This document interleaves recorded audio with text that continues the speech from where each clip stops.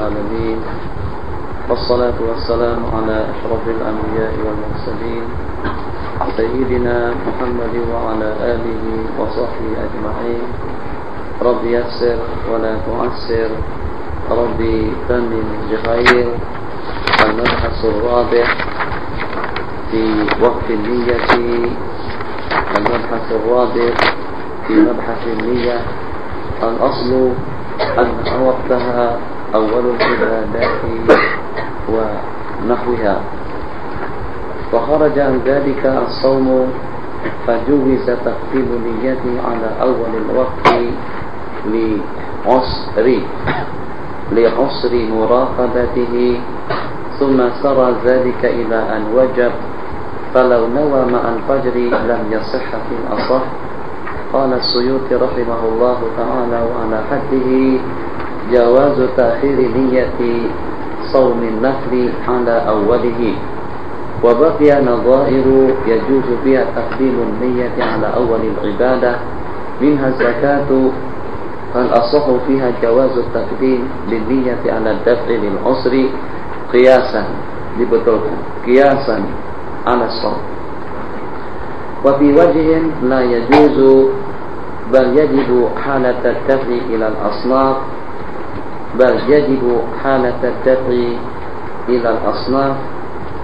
أو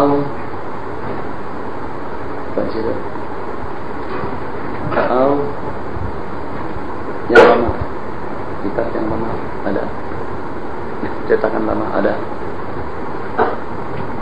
cetakan yang lama. Qala wa minha al-kaffaratu wa fiha al-wajhani fi zakah. Menyambung dengan pembicaraan yang telah kita bicarakan pada 3 pembahasan yang telah lalu, pembahasan kita sekarang berkenaan dengan waktu kita mengenakan niat. Bila kita berniat, niat artinya qasdu syai'i muqtarinan bi fi'lih, mengqasadkan sesuatu yang bertepatan pada waktu kita melaksanakannya. Di saat kita takbir, niat di dalam hati. Di saat kita berwudu, niat dalam hati. Di saat kita menuangkan air pada anggota tubuh kita, niat dalam hati. Di saat kita bertayamum, niat terlintas di dalam hati. Itu asal daripada niat bersamaan dengan perbuatan yang kita lakukan. Qala al-aslu anna awwala waqtaha ay waqtan niyati awalul ibadati wa nahwiha, kharaja an dzalika shaum. Jadi sekarang kita mempunyai kaidah kita, tiap niat yang diniatkan itu harus diniatkan pada awal perbuatan yang kita lakukan. Niat yang kita niatkan diniatkan bersamaan dengan perbuatan yang kita lakukan, terkecuali beberapa masalah. Satu, as-shaum.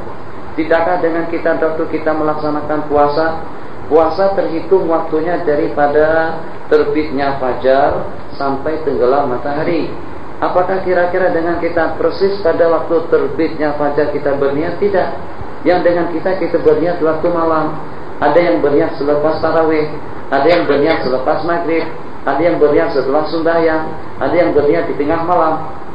Jadi maknanya dengan puasa, pada waktu kita mengenakan niat puasa diniatkan sebelum kita puasa. Sedangkan dengan sembahyang diniatkan pada waktu kita sembahyang, pada waktu kita berwudu, pada waktu kita mandi. Jadi dengan kelainan di sini terkecuali daripada ibadah. Juwiza taqdimu niyatihi ala awalil waqti, dibolehkan kita mendahulukan niat daripada awal waktu puasa, li'usri, sebab karena sulit untuk kita mengintai awal permulaannya. Sebab karena sulit untuk kita mengintai, untuk kita memperhatikan detik yang pertama daripada fajar. Tidakkah dengan terbitnya fajar as-shadiq itu masuk waktu subuh. Jadi dengan kita pada waktu itu mungkin dengan sebagian besar daripada kita sedang berehat, sebagian besar daripada kita sedang tidur. Qala summa sara dzalika, kemudian yang demikian itu berkelanjutan. Sara asal makna daripada sirah yang menular. Kemudian dengan perkara tadi itu bukan hanya sekedar dibolehkan, justru sampai kepada tahap diwajibkan. La siyama liman lam yubayyi niyyata minal lail, tidak sah puasa bagi seseorang yang tidak mengenakan niat di waktu malam, yang sehingga kalau ada dengan seseorang yang berniat pada waktu fajar terbit, niatnya tidak sah. Dengan demikian kata Jalaluddin As-Suyuti, boleh dengan kita mentakhirkan niat puasa sunnah daripada permulaannya, an awwalihi. Dengan arti kalau kebetulan pada pagi hari tadi itu setelah selesai kita melaksanakan sembahyang subuh, terus dengan kita kembali ke rumah, tengok di dapur makanan tidak ada, yang diminum tidak ada, untuk sarapan pagi tidak ada, yang kebetulan dengan kita pada hari itu kita tidak akan kemana-mana, rasanya dengan tenaga dan kemampuan kita sanggup untuk kita menahan lapar sampai ke petang harinya. Jadi pada pukul 9 pagi ternyata terlintas dalam hati kita pada waktu itu untuk kita puasa sunat. Kita katakan nawaitu shauma fi hadzal waqti lillahi ta'ala. Apakah boleh? Ulama berpendapat boleh kita meniatkan puasa sunat di siang hari sebelum gelincir matahari. Jadi daripada pukul 6, 7, 8, 9, 10, 11, 12 sebelum gelincir matahari kita boleh meniatkan puasa sunat, tapi dengan catatan dari sejak pagi, dari sejak terbit fajar tidak ada sesuatu yang masuk ke dalam rongga kita dan tidak ada sesuatu yang kita lakukan daripada perkara-perkara yang membatalkan puasa. Satu, diingat niat pada dasarnya harus bersamaan dengan perbuatan yang kita lakukan. Pengecualian daripada kaidah puasa boleh kita niatkan sebelum waktu. Zakat juga boleh kita niatkan sebelum waktu, yang sehingga dengan zakat harta boleh kita berikan kepada fakir miskin dengan perantaraan wakil. Niat dalam hati, ini adalah zakat hartaku yang diwajibkan pada tahun ini sebanyak 10.000 ringgit, yang pada waktu dengan duit tadi itu kita serahkan kepada fakir miskin. Kita sudah tidak perlu untuk meniatinya pada waktu kita menyerahkan. Sudah dua yang terkecuali. Yajuzu taqdimu linniyati ala daf'il usri qiyaman ala shaum wa fi wajhin la yajuzu bal yajibu halatad daf'i ilal asnaf. Ada pendapat mengatakan wajib kita niatkan pada waktu kita menyerahkannya kepada asnaf yang 10 awil imam kasalat awil imam, ya imam kita niatkan kepada asnaf, imam pada waktu kita menyerahkan kepada imam seperti sembahyang. Wa minhal kafaratu, terdapat dua pendapat, suatu kita akan membayar kafaratul yamin. Ada pendapat yang mengatakan boleh kita menyerahkannya sebelum kita membayarnya. Wa zakara fil farqi wa dzukira fil farqi baina zakati wal kafarati wa baina sholati annahuma yajuzu taqdimuhuma. Permasalahan sekarang, ada pendapat yang mengatakan sewaktu kita mengeluarkan zakat boleh kita niati sebelum kita menyerahkan duit. Sudah jelas tadi itu. Saya sudah berniat di rumah, yang pada waktu saya bagikan kamu duit saya tidak ada niat, boleh. Seperti itu juga dengan kafarat. Ini ada niat terlintas di dalam hati, boleh. Jadi di sini pertanyaan timbul, apa perbedaannya? Yang sehingga dengan zakat dan juga dengan kafarat boleh didahulukan niatnya daripada ibadah. Ada yang mengatakan perbedaannya antara zakat yang pertama, kafarat yang kedua, dengan sembahyang. Kalau dengan sembahyang harus kita niatkan waktu kita takbir Allahu Akbar, dan kita yakin itu yang menyebabkan kita jadi was-was. Yang menyebabkan sebagian daripada kita was-was waktu takbir disebabkan karena kita ingin mengiringkannya di dalam hati. Sengaja ku sembahyang zuhur 4 rakaat imaman lillahi ta'ala, ingin kita hadirkan niat yang semacam itu di dalam hati kita waktu kita takbir, yang sehingga itu menyebabkan sebagian daripada teman-teman kita kena merasa masih belum tepat, bermulaan dengan penghujungnya akhirnya dia menjadi was-was. Jadi dengan pendapat yang mengatakan boleh dengan kita mendahulukan niat kafarat dengan zakat, dan tidak boleh dengan kita mendahulukan niat sembahyang, annahuma, sebab dengan yang kedua-duanya zakat dengan kafarat yajuzu taqdimuhuma, boleh kita mendahulukannya daripada waktu. Kan dengan zakat kita boleh keluarkan sebelum waktu, tadi sudah kita masalahkan. Untuk zakat tahun depan kita keluarkan tahun ini, yang sepatutnya kita dengan 1 ekor kambing kita keluarkan 2. Seperti juga dengan kafaratul yamin. Saya berkata macam ini. Jadi kawan kita tadi itu sangat ekstrim sekali. dia pada waktu di kampung sebelum pergi ke masjid dia bercadang mau kawin dulu. Jadi pada waktu itu dengan dia mau pergi ke masjid mau kuliah sama-sama usuluddin. Jadi dia usuluddin, istrinya usuluddin, tak sama-sama apa sajalah. Istrinya di Iskandaria, dia di Damanhur, agak dekat sedikit, atau sama-sama di Qahiroh. Jadi waktu dia melamar nih, misal saja dari kantong saya cukup ya saya misalnya tak ada dalam kitab. Jadi pada waktu dia melamar seorang wanita di kampung, tak macam mana? Pada waktu dia cerita, jadi anak cadang mau pergi ke Mekah ya, pergi ke Mesir ya, insya Allah. Jadi macam mana dengan calon istri? Ya insya Allah juga saya akan bawa ke Mesir. Tapi pengetahuan kami bahwasanya kalau ada orang bawa istri, kebiasaannya kalau dengan akhwat itu kuliahnya di Iskandaria, sedangkan dengan kamu kuliahnya di Tonton atau kuliahnya di Mesir. Jadi macam mana? Ya kami akan berkumpul sekali dalam sebulan lah, sekali sebulan, sekali seminggu. Tengok keadaan, tengok suasana dan keadaan. Kalau ada rumah negeri yang kosong, kami akan kumpul ke rumah negeri misalnya.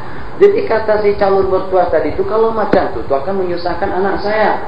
Apakah dengan dia dibiarkan sendirian? Pendek tak? Berbicara mereka itu sampai kepada tahap yang menyebabkan dengan dia mengambil satu kesimpulan, tak mau kawin. Kata dia kalau macam itu sulitnya. Sudahnya nanti macam mana hidup, macam mana dengan kesehatan anak saya, macam mana dengan makan anak saya, macam mana dengan minumnya, macam mana kalau sampai dia jauh daripada kampung halamannya. 1001 pertanyaan. Seperti pada waktu kita akan pergi ke Amerika. Jadi kata dia kalau macam itu, wallahi kalau macam ini sulitnya kawin, saya bersumpah, wallahi la atazawwaju abada. Demi Allah aku tidak akan kawin selama-lamanya. Itu bila doa itu di sana. Atau pada waktu dia melamar seorang wanita, ternyata dengan wanita tadi itu, ya Allah ya Arhamar Rahimin. Pada waktu dia melamar seorang wanita, rupa-rupanya dia telamar seorang wanita yang kurang 1 mili atau yang kurang 500 gram. Jadi kata dia, kamu ya yang akan jadi suami saya, kamu ya. Astagfirullahaladzim. Diolok-olok oleh si wanita tadi itu. Dia Masya Allah tabarakallah, dicercanya, dicaci makinya. Terus terang saja, saya tidak berkenan kawin, saya tak mau kawin. Kalau tak ada laki-laki pun saya tak akan kawin dengan anda. Ente tahu, seumpama kamu tu tak ada seorang wanita pun yang mau. Yang akhirnya dengan dia pun juga putus asa. Yang pada itu bersumpah, demi Allah, Arab, Mesir, ke Arab Saudi, ke Malaysia, ke Indonesia, ke siapa saja, demi Allah saya tak mau menikah dengan wanita dunia. Saya akan kawin dengan wanita-wanita bidadari saja nanti pada hari kiamat. Kata hamba Allah dari itu. Begitu dia cakap, pergi ke Mesir. Masya Allah, tabarakallah. Di musim semi, tengok wanita-wanita Mesir pakaiannya sudah mulai nipis, mulai bertanggalan satu persatu, terbuka gairahnya, terbuka nafsu, terbuka nalurinya, terbuka keinginannya. Yang akhirnya pada itu ambil kesimpulan dia akan menikah dengan seorang wanita Mesir. Macam mana keduduk? Jangan dengan wanita Mesir. Ambil kesimpulan dia akan menikah. Krisis wanita kan kita kalau sampai kawin dengan orang Mesir. Saya tak menjalankan kita kawin dengan orang Mesir. Apa saja pertimbangannya? Kenapa? Perempuan kita pun banyak. 2.000, 3.000 banding 1.500 saja, atau 2.000 banding 4.000, 4.000 kawan kita 2.000. Kalau satu ambil 2 pun masih belum habis.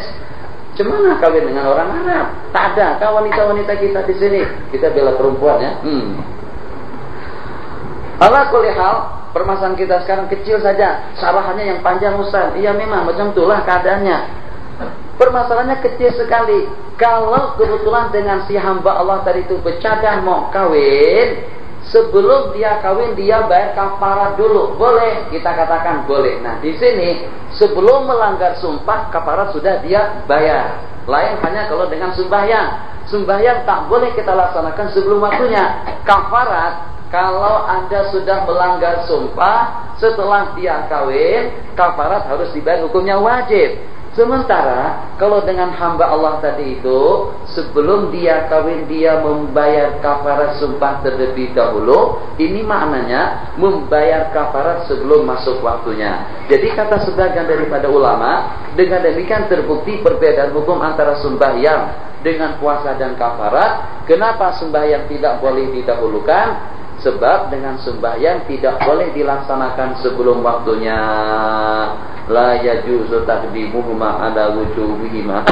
Fajaza, disebabkan karena dengan kedua-duanya tadi itu boleh dilaksanakan sebelum waktunya, maka boleh kita meniatkan sebelumnya. Fajaza taqdimu niyyatihima fi thalathis salati. Itu alasan yang pertama. Alasan yang kedua, sebab kafarat dengan zakat itu boleh diwakilkan. Tidak semacam itu dengan sembahyang. Letih-letih setelah asar terus kita wakilkan sembahyang, tidak boleh. Letih-letih mengambil air wudu, kita wakilkan mengambil air wudu, tidak boleh. Mustafa, tolong ya akhi, ya Allah, ya Arhamar Rahimin, saya tak larat wudu, saya tak larat sembahyang hari ini. Tapalah dengan ente agak letih sedikit, untuk 5 waktu tolong kerjakan 2 kali, 1 buat anda dan yang satunya buat saya. Insya Allah besok saya bayar secara faidah. Saya bayar sembahyang kamu bukannya setakat untuk yang 5 waktu saja, sekaligus untuk 2 hari berturut-turut. Tapi hari ini tolong laksanakan sembahyang saya dulu, subuh, zuhur, asar, maghrib, isya. Tak boleh, sembahyang tidak boleh diwakilkan, wudu tidak boleh diwakilkan, niat tidak boleh diwakilkan. Ini alasan. Tadi pendapat yang disebutkan di atas itu juga diprotes kembali oleh ulama.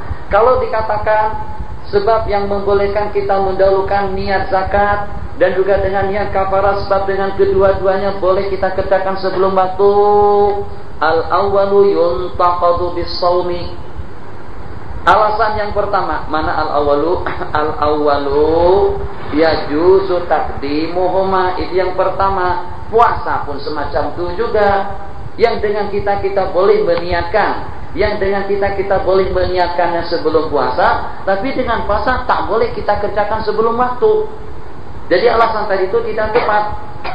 Kalau dengan alasan yang kedua, kenapa dengan sembahyang tidak boleh dikerjakan? Kenapa dengan sembahyang tidak boleh diniatkan sebelum waktunya? Kalau dengan alasannya sebab dengan sembahyang tidak boleh diwakilkan kepada orang lain, kita katakan itu tidak betul. Sebab ada saja dengan ibadah yang boleh kita wakilkan kepada orang lain, seperti haji dan umrah, tapi justru dengan niatnya tidak boleh kita awalkan. 2 alasan yang disebutkan di atas, ini masalah ini perdebatan. Ini bagi orang yang mutakhasis, yang spesialisnya dalam bidang ilmu qawaid atau dalam bidang ilmu hukum, bidang ilmu fikih. Saat ketika dengan tahus kita dalam bidang tersebut, kadang-kadang dengan kita ditanya, Ustaz, macam mana Ustaz kata tak boleh kita niat sembahyang sebelum waktunya? Tidakkah dengan sembahyang itu sama saja dengan kafarat, sama saja dengan zakat? Jadi saya jawab, saya kata, sebab yang pertama, kalau dengan zakat dan kafarat itu boleh dilaksanakan sebelum waktunya, sembahyang tidak demikian. Alasan yang kedua, sembahyang dengan kafarat dengan zakat itu boleh kita nyabahkan, boleh kita wakilkan kepada orang lain. Sembahyang tidak semacam itu. Kalau itu alasan Ustaz yang sehingga dengan sembahyang tidak boleh didahulukan niatnya, alasan yang pertama sembahyang tidak boleh diwakilkan, alasan yang kedua dengan sembahyang tidak boleh didahulukan daripada awal waktu. Kalau itu alasan tidak boleh diniatkan sebelumnya, apa bedanya sembahyang dengan haji? Haji tidak boleh kita niatkan sebelum waktunya, tapi dengan haji ternyata boleh kita wakilkan kepada orang lain.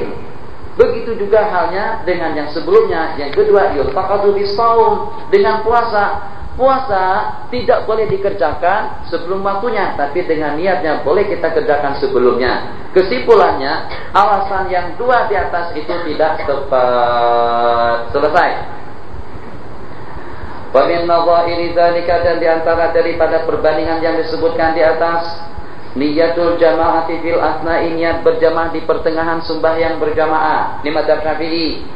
Mazhab Syafi'i, kita boleh niat jadi makmum atau jadi imam di pertengahan sembahyang kita.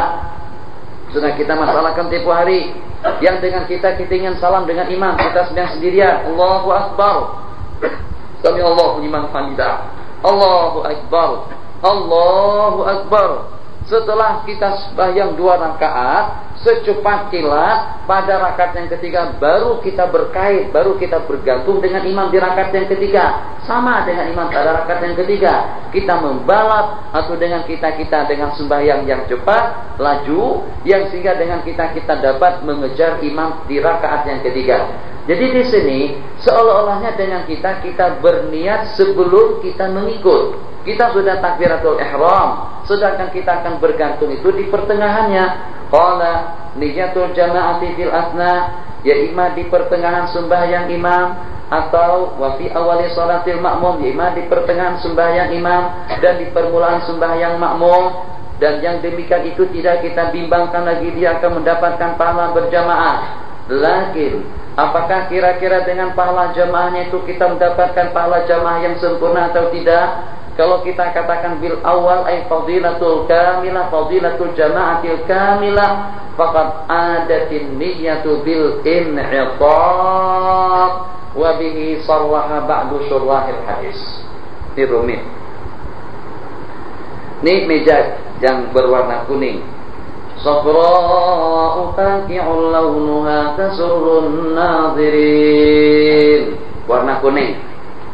Qala Rabbaka yubayyin lana ma launuha. Qala innaha takunu innaha qala innahu yaqulu innaha baqaratun safra'u faqi'ul launuha tasurrun nadhirin. Berdasarkan dengan ayat yang berkenaan, ini menyimpang nih. Berdasarkan daripada ayat yang berkenaan, ulama berpendapat warna yang kuning itu akan menyeronokkan mata memandang. Ini kalau dengan keterangan daripada warna baqarah, warna lembu yang harus disembelih pada waktu itu. Tasurru akan menyenangkan kepada orang yang menengoknya. Tapi kalau dalam dunia mahabbah, di dunia mahabbah atau pada dunia cinta, yang kuning ini diantara daripada warna yang menunjukkan seseorang itu benci kepada kekasihnya. Hati-hati. Kalau waktu bermata air boleh atau tidak, saya tidak masalahkan. Saya cakap kalau bermata air, kalau kita memakai baju warna merah, di waktu kita sedang bersama kekasih, itu artinya cinta kita berdebar-debar. Kalau di waktu kita memakai baju warna putih, artinya cintaku suci dan sejati. Kalau di waktu kita memakai warna kuning, artinya saya benci kepadamu. Itu penafsiran warna dalam dunia cinta. Yang mana yang betul, kedua-duanya salah. Qala kesimpulannya apa yang saya maksudkan tadi? Tengok meja. Ini kita batasi dari sini kemari. Ini awal takbir, sini salam. Ini permulaan takbir di sini. Di sini pertengahan sembahyang dengan al-mushaful karim, itu adalah penghujungnya assalamualaikum. Sekelompok daripada teman-teman berjamaah daripada permulaannya. Sementara dengan saya ikut imam di pertengahan sembahyang imam. Imam sudah 2 rakaat baru saya ikut. Saya ikut berjamaah setakat 2 rakaat saja. Permasalahan yang timbul, yang kita masalahkan tadi. Ada pendapat mengatakan makmum yang ikut imam pada rakaat yang ketiga, dia mendapatkan pahala berjamaah secara sempurna. Ada pendapat mengatakan mendapatkan pahala berjamaah, tapi tidak seperti yang berjamaah dari awal permulaannya. Jelas, dengan yang melaksanakan sembahyang berjamaah dari awal, pahalanya lebih banyak daripada yang melaksanakan sembahyang berjamaah di pertengahannya. Nah, sekarang dengan pendapat yang mengatakan dapat fadilatul jama'atil kamilati, dia mendapatkan pahala berjamaah secara sempurna, yang walaupun dia ikut imam di pertengahannya, ini pendapat menganggap niat itu kembali bil-in infaq. Apa itu istilahnya? Niat yang di pertengahan tadi itu, niat jamaah di pertengahan sini. Niat adat artinya kembali bil-in infaq, kembali untuk mengalungi, asal daripada in'afafa, mengelak atau belok atau kona. Jadi dengan niat adat kembali bil-in infaq untuk membendungnya. Seolah-olah daripada pertengahan sembahyang tadi itu, rakaat yang ketiga, dengan niat yang diniatkannya pada rakaat yang ketiga, niat tersebut kembali untuk membendung, untuk mengait, untuk menarik amal ibadahnya ke rakaat yang pertama. yang sehingga dengan niatnya tadi itu menyebabkan dia dapat pahala yang sempurna. Jadi kalau kita kata al-inniyatu an-niyatu adat bil in'itaq ke sini, ini seolah-olahnya niat tadi itu diniatkan sebelum waktunya. Qala rahimahullahu taala aula qulna bil awal faqad adatin niyatu bil in'itaq wa imma fi asna'i salatil ma'mum, atau dia jadi makmum di pertengahan sembahyangnya, maka dengan sembahyang hukumnya sahih, akan tetapi hukumnya makruh. Niat makmum di pertengahan sembahyangnya, imam sembahyang, kita sembahyang sendirian, di pertengahan sembahyang kita baru kita berkait, hukumnya makruh. Kalau minhal jam'u, dan diantara daripada permasalahan yang disebutkan penghimpunan antara sembahyang, antara yang pertama dengan yang kedua. Permasalahan yang kita bincangkan, apakah boleh dengan kita meniatkan sesuatu sebelum waktunya? Jawabannya, dibolehkan untuk beberapa masalah. Masalah yang pertama itu adalah zakat, yang kedua itu adalah kafarat, yang ketiga itu adalah puasa. Kemudian dengan masalah yang berikutnya al-jam'u, fa inna niyyatahu fi shalatil ula, maka dengan niatnya pada sembahyang yang pertama. Coba kita perhatikan, agak tidak begitu jelas, agak remang-remang sedikit. Kita melaksanakan sembahyang jamaah. Tidakkah betul pada waktu kita melaksanakan sembahyang jamaah takdim, yang kita kerjakan pertama itu sembahyang zuhur, kemudian selepas kita melaksanakan sembahyang zuhur, kita akan melaksanakan sembahyang asar. Jadi yang dihimpunkan yang mana? Yang dihimpunkan yang mana? Yang dihimpunkan asar. Asar dihimpunkan kepada waktu zuhur. Tapi niat kita jamak itu justru pada sembahyang zuhur. Jadi di sini terbukti bahwasanya dengan sembahyang jamak takdim itu diniatkan sebelum waktunya. Sebab yang akan kita himpunkan itu adalah asar. Di waktu kita melaksanakan sembahyang asar, niat jamak sudah tidak ada lagi. Justru pada waktu kita melaksanakan sembahyang zuhur, sengaja aku melaksanakan sembahyang zuhur 4 rakaat dengan menghimpunkan sembahyang asar bersamanya lillahi ta'ala. Di waktu kita melaksanakan sembahyang asar, kalau tidak dengan niat jamak pun juga sudah tidak mengapa. Kenapa? Sebab dengan niat jamak takdim itu diniatkan, ya imma pada waktu kita takbiratul ihram, ya imma pada waktu kita sebelum mengakhiri sembahyang yang pertama, ya imma diniatkan pada waktu kita salam, ya imma diniatkan antara salam dengan kita takdir melaksanakan sembahyang yang kedua. Sudah kita sebutkan kemarin, atau nanti akan dibicarakan di sini. Kesimpulannya, kalau dengan kita katakan dengan permasalahan dan pembicaraan yang kita sebutkan tadi, ini terbukti niat jamak itu diniatkan sebelum kita menghimpunkan sembahyang yang kedua dengan sembahyang yang pertama. Walau kana fi awalil ibadati, kalau seandainya niat itu perlu pada permulaan ibadah, tentunya akan diniatkan pada permulaan sembahyang yang kedua, di annahal majmu'ah, sebab dia yang dihimpunkan. Wa in ju'ilatil ula awalal ibadati, kalau seandainya dengan yang pertama tadi itu dijadikan sebagai awal ibadat, maka ini membuktikan bahwasanya niat boleh dilakukan sebelum waktunya. Mimma jaza bi ta'khiru an awwaliha li'anna al-azhar jawazun niyati fi asna'iha fi asna'i salatil ula. Wa fi qaulin la yajuzu, tidak boleh kita niatkan jamak takdim illa fi awwalil ula, kecuali pada permulaan daripada sembahyang yang pertama di waktu takbiratul ihram. Wa fi wajhin yajuzu ma'at tahallul assalamualaikum warahmatullah. Dalam hati saya akan melaksanakan sembahyang jamak takdim, assalamualaikum warahmatullah, itu maknanya niat jamak takdim ma'at tahallul ay ma'as salam. Wa fi akhar, dibolehkan ba'dahu qabla al-ihram bidzatiyati, dengan pendapat yang keempat, boleh kita niat jamak takdim selepas kita salam dan sebelum kita takbir dengan sembahyang yang berikutnya. Selesai. Wa minha, kesimpulannya jamak takdim itu senang untuk niat kita, niat yang kita niatkan. Bila-bila masa boleh kita berniat. Jadi kalau pulang waktu takbir kita tak niat, boleh kita niatkan di pertengahan sembahyang.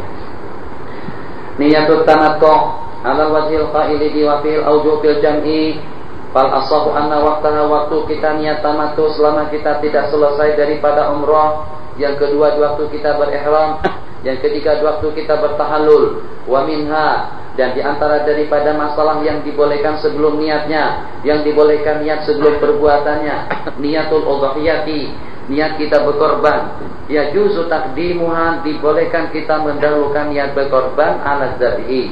Jadi bila kita beli satu ekor kambing, kita beli ke darasah, kita beli bukan di darasah, muhandisin, yang dengan kita beli kambing di muhandisin, kita beli kambing di bab syariah, kita beli kambing di mana saja ada orang jual kambing.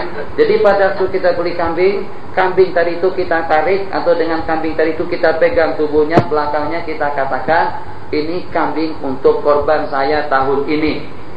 Kambing ini akan saya korbankan pada tahun ini. Kita niatkan korban pada waktu itu. Nanti waktu kita menyerahkan kepada tukang sembelih, taklah perlu dengan kita meniatkannya.